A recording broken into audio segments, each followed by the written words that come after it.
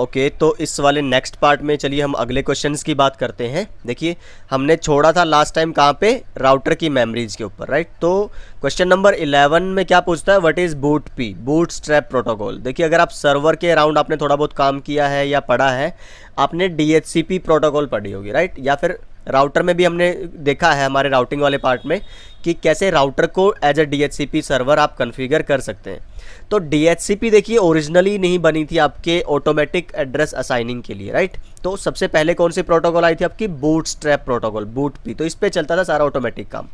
तो जो आपकी DHCP है एक्चुअली ये बूट पी पे ही डिज़ाइंड है, जो इसका मैसेज फॉर्मेट था इनिशियली वो बूट पी पे ही बनाया गया था। तो यस यू कैन से जो आपकी बूट स्ट्रैप प्रोटोकॉल ये आपकी ऑटोमेटिक IP एड्रेस असाइन करवाने के लिए यूज की जाती थी बिफोर DHCP, राइट। तो अभी कौन सी यूज होती है आपकी, DHCP। ओके देन, फिर आपसे पूछता है कि एप्लीकेशन लेयर का नेटवर्किंग में क्या काम है। तो सबसे मेन काम तो आपको पता ही है, ये आपको दिख रहा है मैं ब्राउज़र ओपन करके बैठा हूँ यहाँ और अपनी PDF फाइल को यहाँ पे रीड कर रहा हूँ।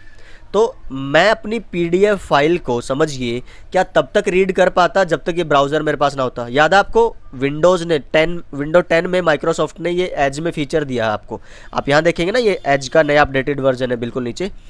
तो माइक्रोसॉफ्ट एज जो हमारा है वो PDF रीडर का भी काम करता है, देखिए एनोटेशन का भी काम करता है। आप देखिए यहाँ पे अगर इसको सेलेक्ट करते हैं और यहाँ पे हाईलाइट के ऑप्शन मिलेंगे, आप इसको रीड अलाउड कर सकते हैं, राइट। बहुत सारे ऑप्शन आपको देता है। मुझे तो ये इवन जो एडोब का PDF रीडर उससे भी ज़्यादा अच्छा लगता है। तो आपको maybe I don't know कुछ लोगों को ये अजीब लगता हो, आप सोचते हो कि PPT में सर क्यों नहीं रन करते हैं ये, तो मुझे ये कंफर्टेबल लगता है। But yes if you think कि PPTs आर मोर बेटर, आप मुझे बता सकते हैं कमेंट्स में, क्योंकि ये सब कुछ आपके लिए ही है, आपको जो कन्वीनियंट लगेगा हम वही फॉलो करेंगे, राइट। तो हाँ मैं बात कर रहा था एप्लीकेशन लेयर की। तो जब तक आप अब मान लो एडोब का PDF रीडर भी यूज़ करते हैं, तो वो भी एक तरह से किसका एग्जांपल है कि वो एप्लीकेशन लेयर का। जब तक एक एप्लीकेशन लेयर का सॉफ्टवेयर आपके पास नहीं होगा आप कोई भी काम नेटवर्क पे नहीं कर सकते, राइट। तो मैं इन सिस्टम के रिसोर्सेज को यूज ही नहीं कर सकता हूँ जब तक मेरे पास ऐप नहीं होगा, कोई एप्लीकेशन सॉफ्टवेयर नहीं होगा, सबसे पहला काम। और दूसरा क्या है आपका, देखिए ज़रा, ठीक है। तो ये तो आपका जो क्लाइंट और सर्वर के बीच में सिंक्रोनाइजेशन वाला प्रोसेस है। अच्छा ये थोड़ा सा सिंक्रोनाइजेशन को उससे अलग रखिएगा आप, जो आपकी सेशन लेयर पे होता है ना कि रिज्यूम वाला ऑप्शन, जो जहाँ डाउनलोड फेल होता था वहीं से सिंक्रोनाइज। इसका मतलब ये है कि एप्लीकेशन लेयर आपको ये चेक करके देगा कि जो सोर्स साइड और डेस्टिनेशन साइड है, मीन्स जो क्लाइंट एंड सर्वर साइड है उन पे मिनिमम नेटवर्क रिसोर्सेज हैं कि नहीं है, राइट। मीन्स आपके पास OS है या नहीं, उसके अंदर एप्लीकेशन सॉफ्टवेयर है या नहीं, आपकी केबल लगी हुई है नहीं, लाइक एवरीथिंग। तो ये जो मेक श्योर करेगा वो कौन सा है आपका एप्लीकेशन लेयर। अब आप सोचेंगे केबल वाला पॉइंट कि सर वो तो फिजिकल लेयर का था, तो ये थोड़ा कंफ्यूजिंग नहीं करते। फिजिकल लेयर अगर अप एंड रनिंग होगी तभी एप्लीकेशन लेयर काम कर रही होगी, राइट। तो ठीक है, तो ये आपका काम किसका हुआ, एप्लीकेशन लेयर का नेटवर्किंग के अंदर। तो सबसे मेजर आपके माइंड में जो इमेज बननी चाहिए एप्लीकेशन लेयर का नाम आते, it means user interface, that's it. वो यूज़र इंटरफेस आपका ब्राउज़र भी हो सकता है, आपका PDF रीडर भी हो सकता है, आपका कन्वर्टर एडिटर कुछ भी हो सकता है। ओके जी, यूज़र मोड कौन से अलग अलग आपके, अच्छा नहीं क्वेश्चन कुछ हो रहा है, differentiate user mode from privilege mode. User mode जो आपका पहला मोड है और वो प्रिविलेज मोड जो इनेबल मोड सेकंड मोड है, दोनों में क्या फ़र्क है। देखिए पहला तो वही है कि आप यूज़र मोड में लिमिटेड काम कर सकते हो, गिनी चुनी शो की कमांड, पिंग, आपका टेलनेट, आप ट्रेस RT ये सब कुछ कर सकते हो, राइट। पर उससे भी ज़्यादा पावरफुल मोड कौन सा है आपका, प्रिविलेज मोड, जिसमें आप शो की कमांड रन कर सकते हो, इवन आप राउटर को रिस्टार्ट कर सकते हो। समझ रहे हो कितना डेंजरस है वो, अगर कोई अनऑथोराइज्ड बंदा रिस्टार्ट कर पाए तो, राइट। ओके देन दूसरे साइड कुछ और इसमें दिया है, ओके यस। तो यही मेजर डिफरेंसेस है, पावर का ही है आपके पास। प्रिविलेज मोड बोला इसीलिए जाता है इसको क्योंकि प्रिविलेजेस आपके एक्सेस राइट्स बढ़ जाते हैं जब आप सेकंड मोड में एंटर करते हैं तो।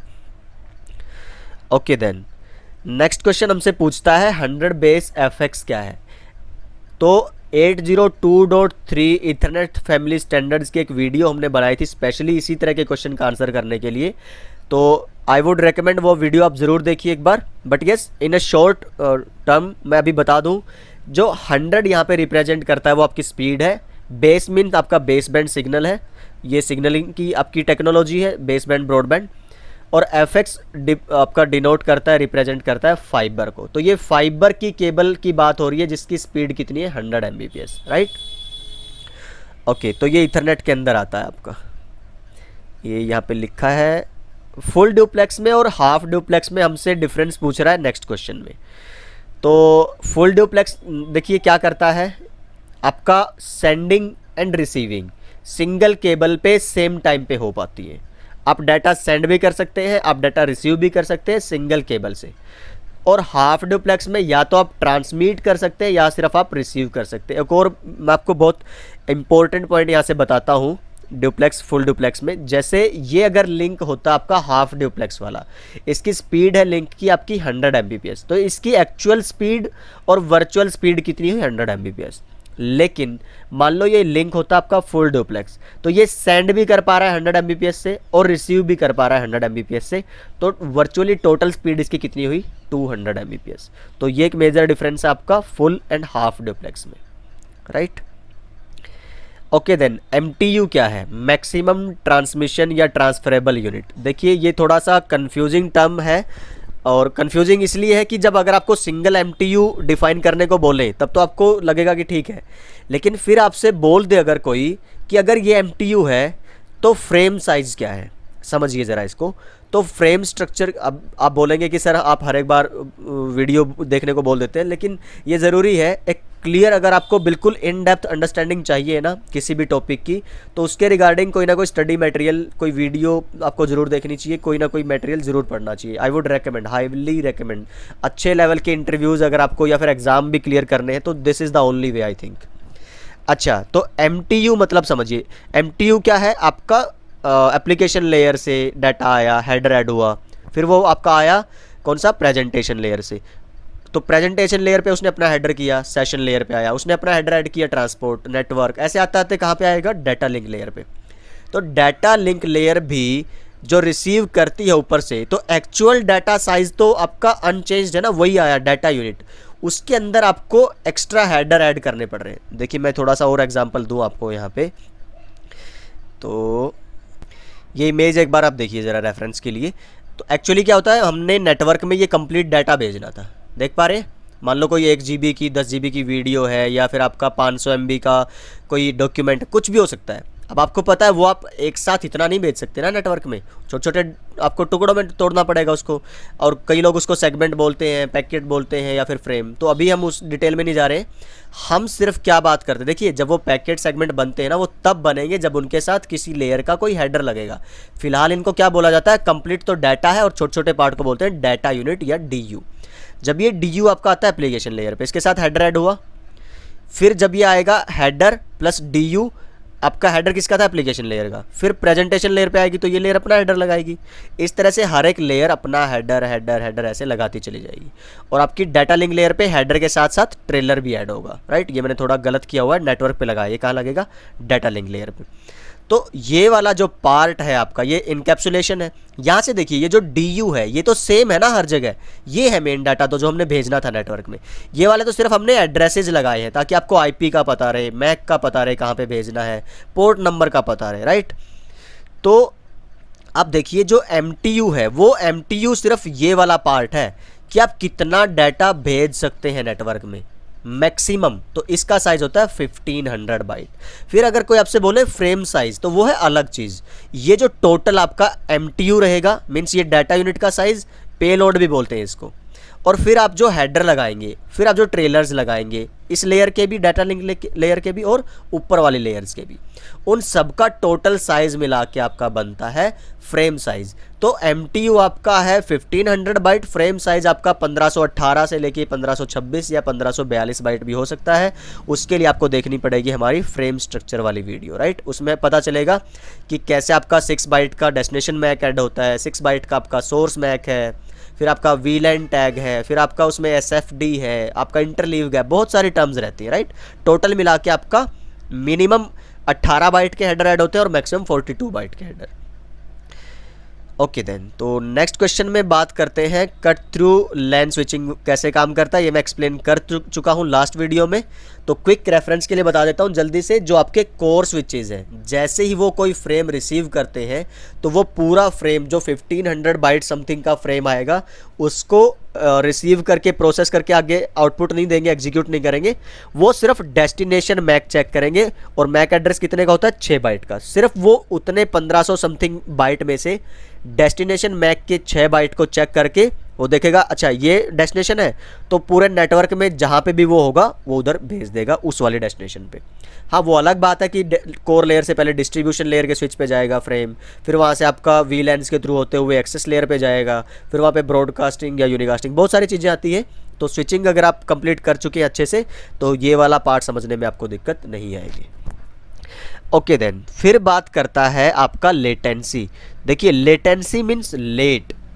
नेटवर्क में लेटेंसी होने का मतलब है लिंक की लेटेंसी। लिंक में कैसे, आपने मान लो अभी मैं बात करूं कि मुझे कोई इन्फॉर्मेशन मिली, आपने बोला कि सर ये कीजिए, और फिर मैं उस काम को करूं, तो थोड़ा तो गैप होगा ना टाइम का। उसी को बोलते हैं लेटेंसी नेटवर्क की टर्म में।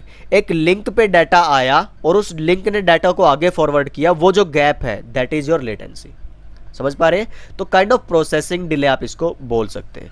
तो is the amount of time delay that measures the point from, आप ये देख लीजिएगा, ठीक है, बार बार टाइम नहीं लगाते। नेक्स्ट क्वेश्चन में बात करते हैं utilizing RIP, what is the limit when it comes to the number of hops. हमने लास्ट वीडियो में रिप के उसकी बात की थी, आपके मैट्रिक की। तो मैट्रिक क्या है रिप की, आपका होप काउंट। अच्छा, होप काउंट का मतलब क्या हुआ कि राउटर कितने क्रॉस करने पड़ रहे हैं आपके पैकेट को सोर्स से डेस्टिनेशन तक जाने के लिए। तो ये एग्जांपल मैंने दिया था आपको। यहाँ से आपको होप काउंट 2 है, 1 2, इधर से 1 2 3, या तो ऐसे काउंट कर लो या फिर ऐसे देख लो, यहाँ तक पहुँचना था तो पैकेट यहाँ से चलेगा, तो ये तो काउंट होगा नहीं। 1 hope 1 router, second hope, third router third hope, आगे राउटर आया नहीं, तो 3 तक आपका कंप्लीट हो चुका है। तो ये इस तरह से आपका टोटल 15 होप काउंट्स है। 15 मीन्स 0 भी जिसमें काउंट हो रहा है और 15 तक, टोटल 16 बनते हैं। ओके देन, तो 16 के बाद जैसे ही कोई और आप राउटर लगाते हैं वो आपका अनरीचेबल होगा। तो आप अगर रिप पे प्रैक्टिकल करना चाहते हैं तो ये आपको एक प्रैक्टिकल दे सकता हूं मैं, 1 and 2 3 4 5 6, इस तरह से आप लगातार देखिए कितने नंबर ऑफ राउटर लगाएंगे और उनके बीच में लिंक लगाएंगे तो कहाँ तक आपको कनेक्टिविटी मिलेगी। यहाँ से यहाँ मिलेगी, बिल्कुल मिलेगी। तो ऐसे आप अगर 15 राउटर तक लेके जाएंगे तो ये होप काउंट कितना हुआ, 1 2 3 4, ऐसे काउंट करते रहिए, देखिए आप कहाँ तक कनेक्टिविटी ले सकते हैं। 16वें नंबर वाले राउटर पे कनेक्टिविटी आएगी या नहीं आएगी, 17वें पे आएगी कि नहीं आएगी, आप खुद आंसर करिए। ओके, तो 20th नंबर का जो क्वेश्चन हमारा है उसमें क्वेश्चन क्या है कि फ्रेम रिले। देखिए, फ्रेम रिले आपकी वैन टेक्नोलॉजी है जो डाटा ट्रांसफ़र करने के लिए जो मल्टीपल आपके एंटरप्राइजेज हैं वो यूज़ करते हैं। अच्छा, फ्रेम रिले को थोड़ा सा मैं अगर इस एंगल से समझाऊं, पहले तो आप लैन का और वैन का अपना डिफरेंस एक क्लियर रखिए। लैन मीन्स क्या है, आपका स्मॉल जोग्राफिकल एरिया, पहला पार्ट ये। दूसरा क्या हुआ, आपकी अपनी केबलिंग्स है, आपका अपना ऑथोराइजेशन है वहाँ पे। लेकिन जैसे ही मान लो मुझे, मेरी एक ब्रांच बेंगलोर में है, एक मेरी ब्रांच मुंबई में है, दोनों ब्रांचेस का प्राइवेट डाटा, समझिए ध्यान से सुनिए, दोनों ब्रांचेस में मेरे सर्वर लगे हैं, प्राइवेट सर्वर है, मेरा प्राइवेट डाटा है, वो मुझे एक्सेस करवाना है। देखिए, आजकल तो लोग क्या है, वीपीएन यूज़ करते हैं। एक साइड राउटर या फायरवॉल मेरी बेंगलोर की लोकेशन पे है और एक मुंबई की लोकेशन पे मेरी फायरवॉल या राउटर है। दोनों पे मैं इंटरनेट का कनेक्शन लेता हूँ आईएसपी से और उस पर वीपीएन कॉन्फ़िगर कर देता हूँ। वही सेम काम हो रहा है जो फ्रेम रिले से होता था। तो यही काम फ्रेम रिले में कैसे होना है कि आप जो है अपनी केबल मत बिछाइए वैन क्रिएट करने के लिए बेंगलोर और मुंबई के बीच में। वहाँ पे ऑलरेडी उस साइड की कोई आईएसपी है, मान लो वोडाफोन है या आपका एयरटेल है, आप उनको बोलिए कि इस तरह से मुझे ना अपने दोनों प्राइवेट जो क्या बोलते हैं ब्रांचेज हैं, एक आपका बेंगलोर एक मुंबई, उनको कनेक्ट करके प्राइवेट डाटा भेजना है। यहाँ पे बार बार मैं बोल रहा हूँ प्राइवेट, पब्लिक नहीं। पब्लिक के लिए तो आप इंटरनेट यूज़ कर सकते हो, पर वो क्या करेंगे, उनकी जो अपनी केबलिंग उन्होंने इंटरनेट के लिए बिछाई हुई थी ना शेयर्ड वाली, वो आपको डायरेक्टेड 1 to 1 लीज पे दे देंगे। लीज लाइन अगर आपने नाम सुना हो, ये वही है। तो सीरियल लिंक्स के थ्रू आप अपना डाटा भेज सकते हो। समझ पा रहे हैं? सो दैट इज़ आपका ये क्या रहेगा, पहला तो क्या है, महंगा पड़ता है। जो फ्रेम रिले डेडिकेटेड वैन टेक्नोलॉजीज़ है, ये इसका डिसएडवांटेज बता रहा हूँ, महंगी है। और दूसरा, इन पे स्पीड उतनी नहीं मिलती जितनी आजकल की जो MPLS और ये बाकी सारी चीज़ें हैं, ये जितनी स्पीड देती है। तो आई थिंक 45 Mbps 100 Mbps उतनी स्पीड आपकी फ्रेम रिले देता है। ज़्यादा भी है, बट जो क्या बोलते हैं, एक पॉपुलर फ्रेम रिले लिंक्स हैं वो 45 to 100 Mbps। आप गूगल करके भी देख सकते हैं कि यस, अभी लोग फ्रेम रिले यूज़ करते हैं, या MPLS यूज़ हो रहा है, या फिर MPLS के बाद भी कोई और टेक्नोलॉजी आपकी आ चुकी है। तो यस, हम कभी बात करेंगे SD वैन और इन सब सारे कंसेप्ट्स की। तो जो अभी नेटवर्क में यूज, देखिए ना तो फ्रेम रिले पे हाल फिलहाल काम चलता है, ना आपका MPLS चलता है, लेकिन फ्यूचर रेडी टेक्नोलॉजीज़ की आप बात करेंगे, दैट इज़ SD वैन। तो बहुत सारी चीज़ें, फिलहाल हम बेसिक्स एक बार इस CCNA लेवल को क्लियर करें, फिर CCNP और आगे फिर बात करते हैं। बहुत ब्रिलियंट आगे सब कुछ होने वाला है, राइट। तो फ्रेम रिले वैन टेक्नोलॉजी, प्राइवेट लाइंस बिछानी है, आपको नहीं बिछानी, ISP ने पहले से बिछा रखी है, वो आपको यूज करनी है और उसका पे करना है आपको, दैट्स इट। ओके देन, सो इस वीडियो में आई थिंक इतना ही। ये 10 क्वेश्चंस हमने डिस्कस किए, अगली वीडियो में बात करेंगे हम बाकी सारे क्वेश्चंस की, राइट। तो मिलते हैं नेक्स्ट वीडियो में।